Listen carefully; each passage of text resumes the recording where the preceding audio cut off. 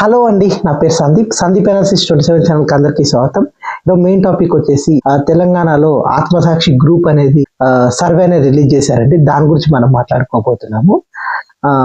నా ఛానల్ని సబ్స్క్రైబ్ చేయండి, సబ్స్క్రైబ్ చేసుకొని బెల్ ఐకాన్ యాక్టివేట్ చేసుకోండి. టాపిక్లోకి వెళ్ళిపోతామండి. ఆత్మసాక్షి గ్రూప్ అనేది సర్వే అనేది రిలీజ్ చేశారండి. ఇది చాలా షాకింగ్ అనేది ఉందండి ఏది తెలంగాణ గవర్నమెంట్ కి. ఇప్పుడు వచ్చేసి ఆత్మసాక్షి గ్రూప్ అనేది రిలీజ్ చేసిన వివరాలు అనేది మనం ముందు మాట్లాడుకోబోతున్నాము. ఆత్మసాక్షి గ్రూప్ అనేది ఓటింగ్ వైజ్ వచ్చేసి కాంగ్రెస్ పార్టీకి వచ్చేసి 34.25% అనేది కాంగ్రెస్ పార్టీకి ఇచ్చారండి. అదే కాకుండా టిఆర్ఎస్ పార్టీకి వచ్చేసి 39% అనేది ఇచ్చారు. అదే కాకుండా బీజేపీకి వచ్చేసి 18 to 19% అనేది ఇచ్చారు. మజ్లిస్కి వచ్చేసి 2.8%, అదర్స్ వచ్చేసి 6.5% అనేది ఇచ్చారండి ఏదైతే ఓటింగ్ పర్సెంటేజ్. అదే కాకుండా ఇప్పుడు నెంబర్ ఆఫ్ సీట్స్ వచ్చేసి టిఆర్ఎస్ ఏదైతే బీఆర్ఎస్ పార్టీకి వచ్చేసి 59 to 60 సీట్స్ అనేది ఇచ్చారు. అలాగే కాంగ్రెస్ పార్టీకి వచ్చేసి 39 సీట్స్ అనేది ఇచ్చారండి. అదే కాకుండా బీజేపీకి వచ్చేసి 18 to 19 సీట్స్ అనేది ఇచ్చారు. అలాగే మజ్లిస్కి వచ్చేసి 6 to 7 సీట్స్ అనేది ఇచ్చారు. అదర్స్ కంటూ ఏమి ఇవ్వలేదు. మెయిన్గా దీంట్లో వచ్చేసి ఎక్కువగా ఈ సర్వే అనేది క్రెడిబిలిటీ ఉందా లేదా అనేది మనము గెస్ చేయలేమండి. ఎందుకంటే ఇప్పటికిప్పుడు ఎన్నికలు జరిగితే ఇవి వస్తాయి అనేది ఆత్మసాక్షి గ్రూప్ అనేది ప్రకటించారు. దీంట్లో నాకెందుకో రియాలిటీ అనేది ఉండదని నాకు అనిపిస్తుందండి. ఎందుకంటే ఇప్పుడు 39% అనేది ఏదైతే బీఆర్ఎస్ పార్టీకి అనేది ఇచ్చారండి.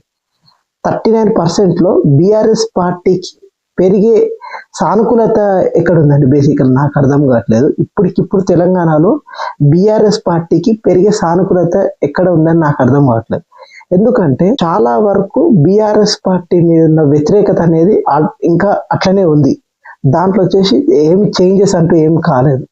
కాంగ్రెస్ పార్టీ మీద ఎలా తగ్గిందని నాకు అర్థం కావట్లేదు. ఎందుకంటే సంక్షేమ పథకాలు అనేది చాలా బెటర్గానే చేస్తున్నారండి. ఎందుకంటే ఇంతకుముందు బీఆర్ఎస్ పాలన వచ్చేసి సంక్షేమ పథకాల్లో చాలా వరకు ల్యాప్స్ అనేది జరిగిందండి. అంటే డబ్బులు అనేది యుద్ధ ప్రాతిపదికన అనేది ఇవ్వకపోవడము, చాలా వరకు సంక్షేమ పథకాల్లో వాళ్ళు కరెక్ట్గా ఎక్కువ సెట్టింగ్ అనేది కరెక్ట్ చేయలేదు.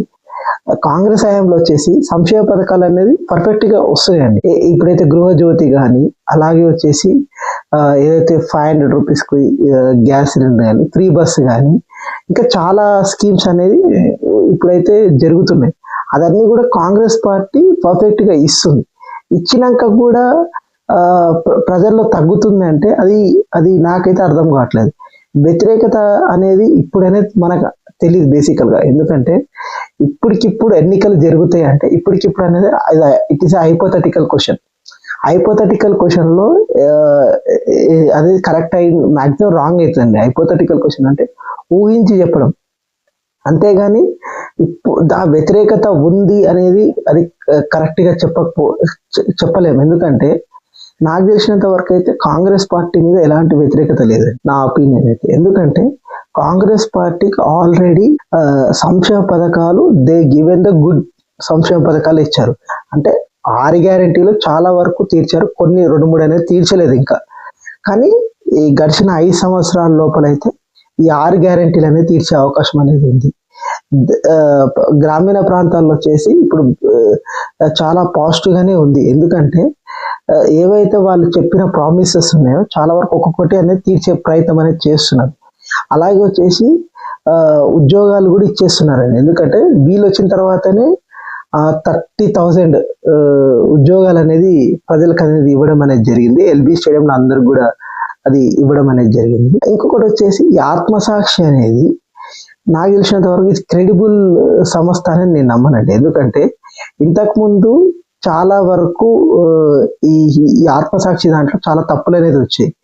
చాలా ఎన్నికల్లో వీళ్ళు రాంగ్ ఏవైతే నెంబర్స్ అనేవి ఇచ్చారు. కానీ ఈ ఆత్మసాక్షి గ్రూప్ అనేది ప్రతిసారి ఏదైతే వీళ్ళు సీట్స్ ఇచ్చారో దానికి ఆపోజిట్ అనేది వస్తుంది. ఎందుకంటే వీళ్ళు ఎలా చేస్తున్నారు సర్వే అనేది నాకు అర్థం కావట్లేదు. అంటే వీళ్ళు ఓన్లీ నాకు తెలిసినంత వరకు అయితే సర్వే అనేది చేయట్లేదని నా అభిప్రాయం అండి. ఎందుకంటే మొన్న జరిగిన ఎన్నికలు, అంతకుముందు జరిగిన ఎన్నికల్లో కూడా వీళ్ళు సర్వే ఇచ్చారు, కానీ తప్పే ఇచ్చారు చాలా వరకు.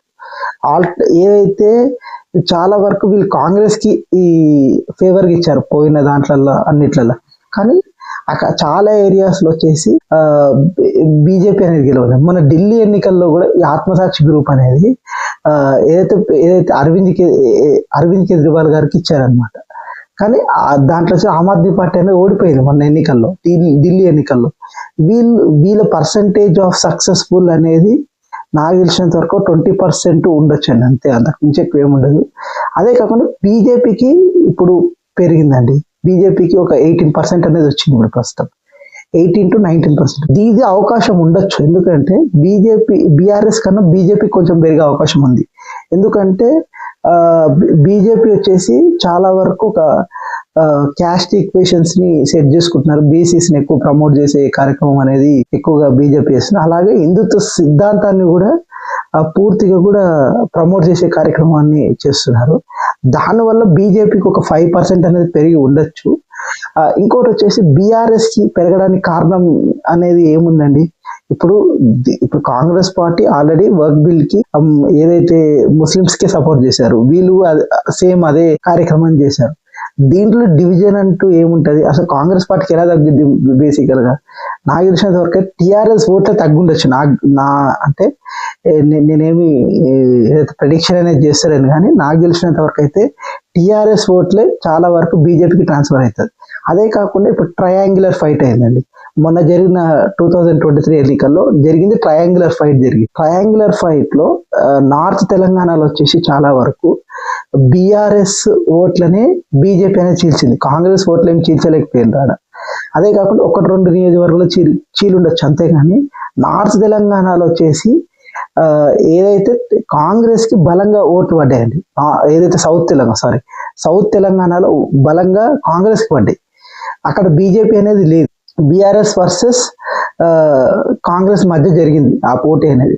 దాంట్లో చాలా వరకు కాంగ్రెస్ పార్టీకి ఎక్కువ సీట్స్ అనేవి వచ్చాయి. ఏదైతే నార్త్ తెలంగాణలో ట్రయాంగులర్ ఫైట్ అయిన దగ్గర కూడా బీఆర్ఎస్ ఓట్లు అనేది చీల్లేదు తప్ప అక్కడ కాంగ్రెస్ ఓట్లు అనేది చీల్లేదండి. పోయిన 2018 ఎలక్షన్ తో కంపేర్ చేసుకుంటే కాంగ్రెస్ పార్టీ ఓట్స్ అనేది పెరిగినాయి మొన్న ఎన్నికల్లో ట్రయాంగులర్ ఫైట్ అయిన దగ్గర కూడా. కానీ వీళ్ళు ఇచ్చిన సర్వేలు వచ్చేసి ఏదైతే ట్రయాంగులర్ ఫైట్ అయితే కాంగ్రెస్ కి నష్టం అనేది ఎక్కువగా ఇచ్చారు, కానీ నాకు తెలిసినంత వరకు అయితే అది పెద్ద ప్రభావం అనేది పెద్దగా ఉండదు. ఏదైతే సౌత్ తెలంగాణలో వచ్చేసి దాంట్లో కూడా అంత ప్రభావం ఉండదండి, ఎందుకంటే సౌత్ తెలంగాణలో ఆల్రెడీ ఏదైతే fight between BRS versus Congress జరుగుతుంది, పెద్దగా బీజేపీకి అక్కడ అంత స్కోప్ అనేది లేదు. ఏదైతే సిటీ బెల్ట్ లో వచ్చేసి కొంచెం ఏదైతే బీజేపీకి అనేది పట్టు అనేది పెరగలేదని మనం అనంటే. అంతేకాకుండా ఏదైతే బీఆర్ఎస్ కూడా తగ్గింది. మొన్న పార్లమెంట్ ఎన్నికలు జరిగినాయి ఒక 1 year బ్యాక్, ఆ ఎన్నికల్లో వచ్చేసి కాంగ్రెస్ వర్సెస్ బీజేపీగా టర్న్ అయిపోయింది తప్ప అక్కడ బీఆర్ఎస్ కి అంత స్కోప్ అనేది ఇవ్వలేదు ప్రజలు, ఎందుకంటే వీళ్ళు కూడా బలమైన క్యాండిడేట్స్ ని పెట్టాల్సిన అవసరం అనేది ఉండేది, కానీ వదిలేశారు ఏది బీఆర్ఎస్. కానీ సీరియస్ గా తీసుకోకుండా చేశారు ఇది మన పార్లమెంట్ ఎన్నికల్లో. అంత టర్నింగ్ అనేది పెద్దగా ఏం జరగదని నాకు అనిపించింది.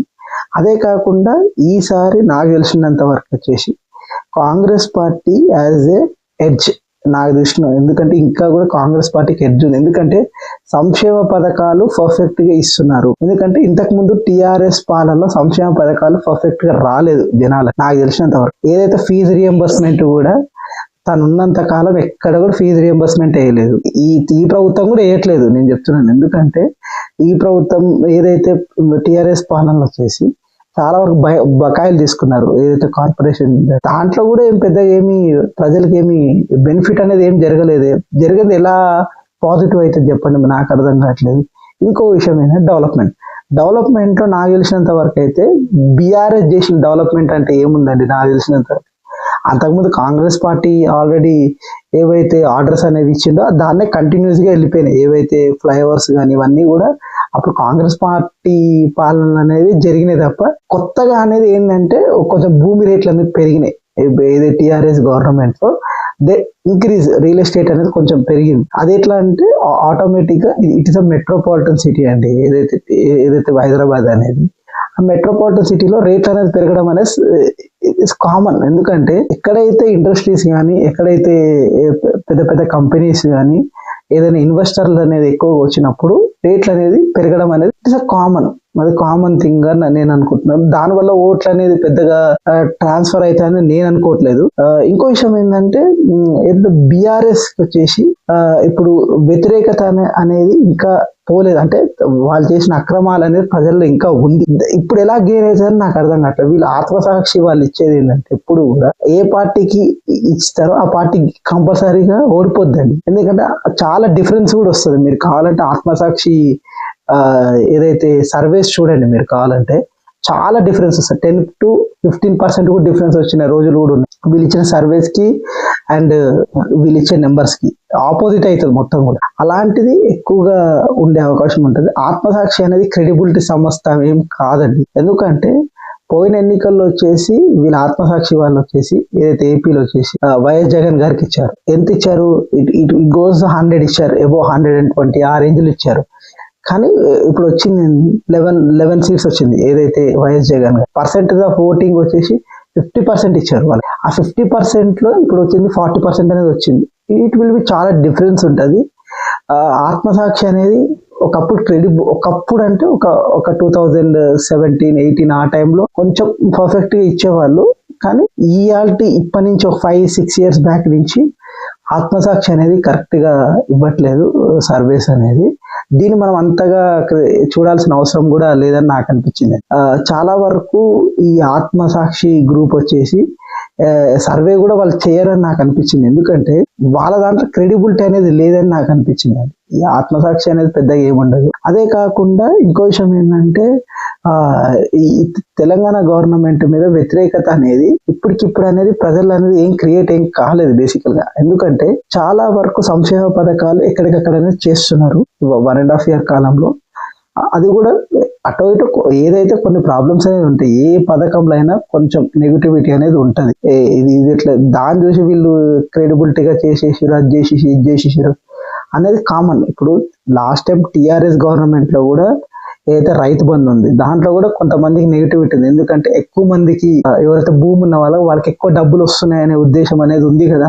అదో వ్యతిరేకత. అవన్నీ వ్యతిరేకతలు అనేవి తక్కువ ఉంటది బేసికల్ గా. ఎందుకంటే ఏదైనా పథకం పెట్టినప్పుడు ఆ పథకంలో ఎక్కువ వ్యతిరేకత అనేది ఒక 10 to 20% అనేది ఏదైతే ఆ పథకంలో వ్యతిరేకత అని ఉంటుంది. వీవర్స్ లో కూడా వ్యతిరేకత అనేది ఉంది, లేదని నేను అంటలేదు. ఎందుకంటే ఇప్పుడు కొంతమంది అంటే ఎక్కువ జనం అంటే అది ఏంటంటే గ్రామీణ ప్రాంతాల్లో ఫ్రీ బస్ అనేది ఎక్కువగా ఉపయోగపడుతుంది. ఎందుకంటే చాలా మంది ఊర్లకు పోవడానికి దీనికి పోవడానికి ఇబ్బంది అయింది అనేది ఏవైతే ఉంటుంది కదా వాళ్ళకి అది ఉపయోగపడుతుంది. కానీ సిటీ బెల్ట్ లో వచ్చేసి కొంచెం ప్రాబ్లం అయ్యే అవకాశం ఉంటుంది. కానీ అది పెద్ద విషయం ఏం కాదు ఏ పథకంలో అయినా కానీ. అదే కాకుండా ఇంకోటి వచ్చేసి ఈ టిఆర్ఎస్ అని బీఆర్ఎస్ పార్టీకి ఎడ్జ్ ఎక్కడ ఉంది అంటే ఏదైనా సానుకూలత అనేది ఎక్కడ వచ్చిందని నాకు అర్థం కావట్లేదు.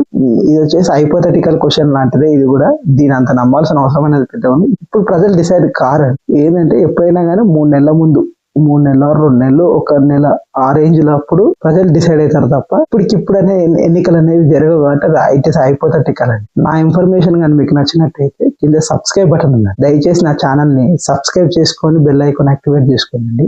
లైక్ చేయండి, షేర్ చేయండి, కామెంట్